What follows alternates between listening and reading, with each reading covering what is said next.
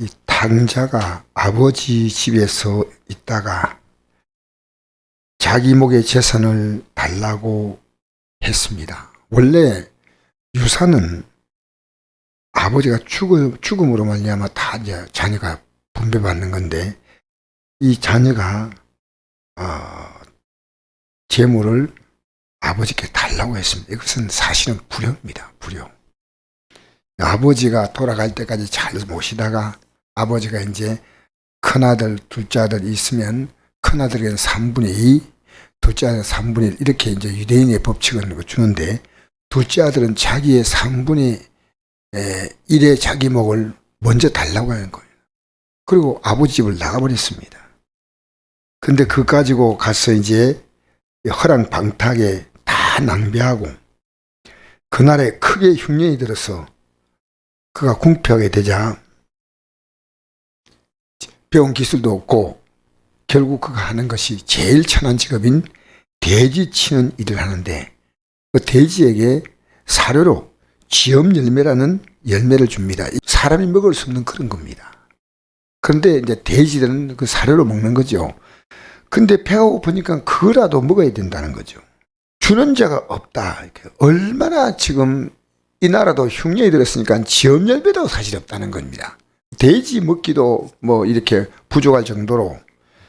그러니까 17절에 이렇게 말합니다. 이에 스스로 돌이켜 이르되 내 아버지에게는 양식이 풍족한 풍물이 얼마나 많은가. 난 여기서 줄여 죽는구나. 아버지 집이 어떤 것인가, 이걸 이제 알았어요. 신앙생활은 하나님이 어떤 분인가 아는 겁니다. 이 아들이 이제 죽을 지경 되니까 그때까지 아버지 생각하지 않았어요. 지업 열매가 얻어먹을 때까지 아버지 생각하지 않았습니다. 우리가요, 하나님을 생각할 그 단계가 굉장히 중요합니다. 하나님을 언제 생각하느냐. 여러분, 하나님을 생각하는 것은요, 하나님은 딱 생각하지 않습니까? 그러면 어떤 변화가 오냐면요, 회개가 납니다. 자, 잘 보세요. 하나님이 어떻다고 보다 내가 하나님 앞에서 잘못 살았던 게 딱 생각이 나요. 우리 예수 믿는 사람은요, 정말 작은 행동도 함부로 못합니다. 정말 화 한 불에 나면 안 돼요. 거짓말 해도 안 되고요. 오늘 내가 병원에 갔는데 김영애 집사님이 이제 성서병원 입원했다가 해가지고 내가 이제 갔는데, 환자 방문 왔습니까? 방문 오면 보호자증이 있어야 돼요. 보호자증이 없잖아요. 그러니까 나보고 진료 받으러 왔습니까? 네, 이랬는 거예요. 그 진료 받으러 온 게 아니거든. 근데 딱 이제, 그런데 이제 통과시킨 거예요. 진료 받으러 왔다 하니까. 근데 나는 거짓말 한 거 아니에요. 그래서 내가, 아니, 거짓말한 조용히 가가지고 기도해 뭐 하겠어. 그래서 내가 할 수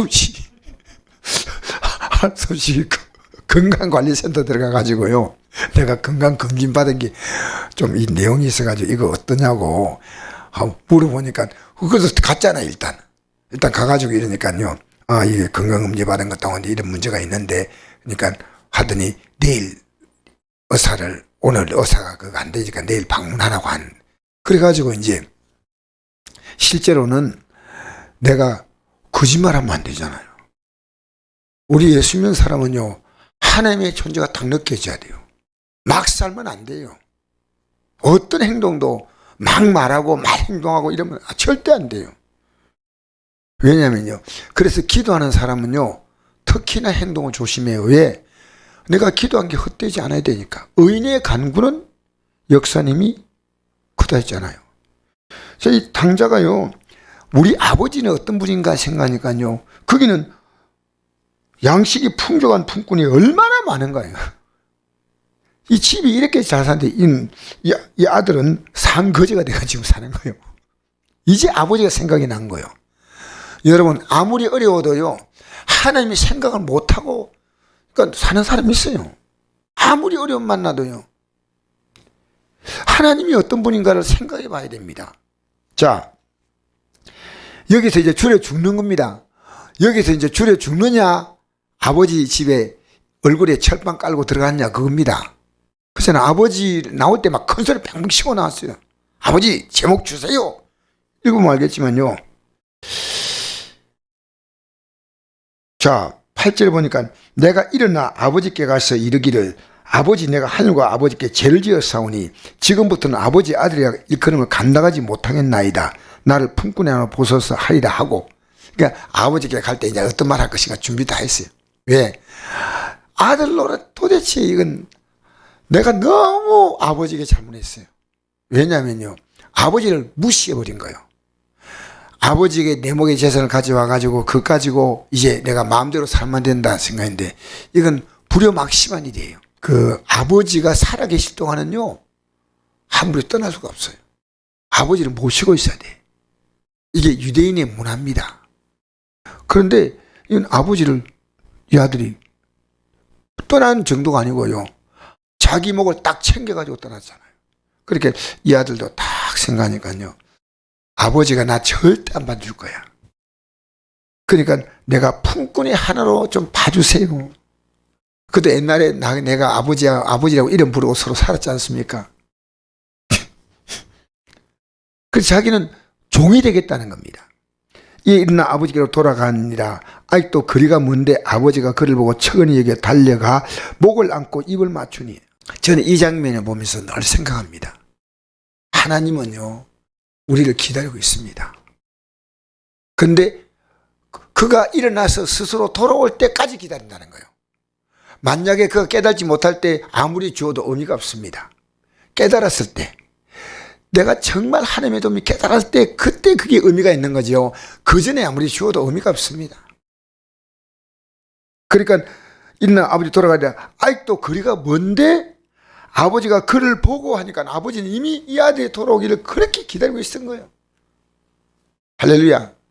오늘 이상민 집사님이 병원에서 이제 퇴원하셔가지고 예배 나오시는데 아버지가 저 멀리서 이 아들을 보면서 너무 반가워서 달려오는 느낌 같아요. 얼마나 하나님이 기뻐하시겠어요. 우리는요 하나님이 어떤 분인가를 충분히 상상하라는 겁니다. 우리보다도 하나님은 훨씬 더 우리가 상상할 수 없는 하나님이셔요. 품꾼 하나를 보셔서 가가지고 옛날에 아버지였는데 이제 진 종입니다. 막 그게 아니고 막 달려버린 거예요. 그냥 달려가 목을 안고 입을 맞췄다니 얼마나 반가웠겠습니까? 여러분, 그래요. 주님이 이런 분임을 우리 아셔야 됩니다. 아들이 이르되 아버지 내가 하늘과 아버지께 죄를 지어 사오니 지금부터는 아버지의 아들의 일컬음을 감당하지 못하겠나이다 하나, 아버지 이 말을 그냥 그래 잘 됐다 하고 종들에게 이르되 제일 좋은 옷을 내다가 입히고, 지금 옷도 보니까 완전히 산 거지요. 돼지 치는 집에서 지엄 열매 가지고 먹고 그렇게 엉망돼 가지고 돌아왔어요. 손에 까락지를 끼우고, 이 까락지는요 아들의 징표입니다. 발에 신을 신기라. 신발 벗고 맨발로 들어온 거야. 그리고 살찐 송아지를 끌다가 잡아라 우리가 먹고 즐기자. 이 내 아들은 죽었다가 다시 살아났으며 내가 잃었다가 다시 얻노라니 그들이 즐거워하더라. 아버지의 마음은요, 우리가 아버지께로 회개하고 돌아가면요 죽었다가 살아나는 느낌을 간다는 거예요. 죽었다가 그렇게 하나님이 기뻐한다는 거예요. 죽었다가 다시 살아났으며 잃었다가 다시 얻었다. 너는 그냥 아들이 아니야. 과거에 네가 집을 나갈 때 그 아들이 아니고 너는 나에게 정말 새로운 아들이야. 여러분, 이 아들이 어떤 마음인지 압니까? 회개하는 마음이에요. 회개하는 마음이에요. 아버지가 누군지 모르고 큰 소리 치고 나갔는데, 아버지여 내가 하늘과 아버지께 죄를 지었사오니, 이 고백이 중요한 겁니다. 지금부터 아버지 아들이야 일컬음을 감당하지 못하겠나이다. 이 한마디에 끝난 겁니다.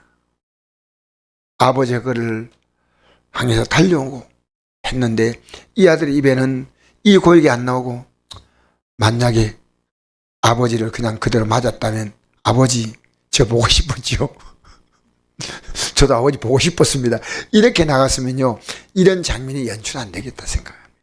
이 아들은 아버지, 내가 하늘과 아버지께 죄를 지었다. 이럽니다.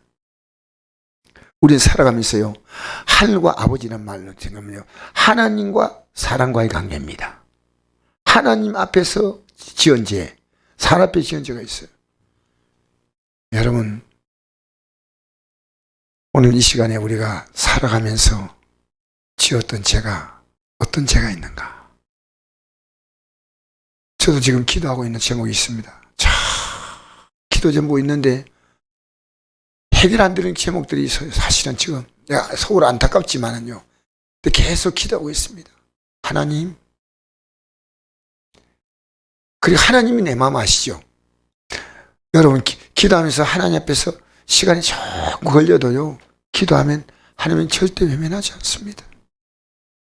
사실 저도 기도할 때 너무너무 가슴이 답답하고 힘들지만요, 하나님의 약속을 믿습니다. 어떤 것은 응답되고 어떤 것은 응답이 안 돼도 기다리면서 기도합니다. 내가 오늘요, 이상민 지사님 집에 가가지고 예배 드린데 정말 내가 말씀을 딱 준비해가지고 갔거든요. 근데 내가 정말 상상하지 못한 기도하면서 됐습니다. 주님, 제 말 하지 말고 하나님 말씀 전하게 해달라니 본문을 딱 바꿔주는데요. 본문을 전하면서 어떤 마음을 말한 말씀인데 지금도 기억할 겁니다. 이제 혈액투석을 해야 된대요. 혈액투석이 시작됩니다. 이제 내일부터. 이제 일주일에 3번 간데 내가 나도 모르게요, 말씀으로 내 심령을 투석하라는, 내 영혼을 투석시키는, 내 영혼에 묻었던 죄악의 때를 투석시키라. 나도 모르게 이 말씀이 나오더라고요. 아, 하나님께서 이 아들을 기뻐하시는구나. 할렐루야. 하나님은요, 우리 영혼에 때 묻은 건 투석시켜야 됩니다. 뭡니까, 신장의 기능이 약해서 혈액을 기계로 돌려가지고 그 안에 불통으로 뽑아낸대요. 우리는 예수님으로 말미암아 우리의 삶을 우리는 사실은 투석해야 됩니다. 주님, 나를 용서해달라고. 잘못된 것이면 다 회개하고요. 회개가 없는 회복이 없습니다. 회개하면요, 모두 다 회복이 됩니다. 제일 좋은 옷입니다. 그리고 가락지, 신발, 그리고 살찐 송아지를 잡아서 우리가 잔치를 벌리자. 얼마나 기쁜 일입니까? 오늘 우리가 어떤 문제라도 회개하면 우리 하나님은 달려와서 우리를 안아주시는 줄 믿습니다. 그리고 우리는요, 주님, 내가 하늘에게 죄를 지었습니다. 하나님께 지었고 사람에게 내가 잘못한 게 많습니다. 용서해달라고 기도하겠습니다.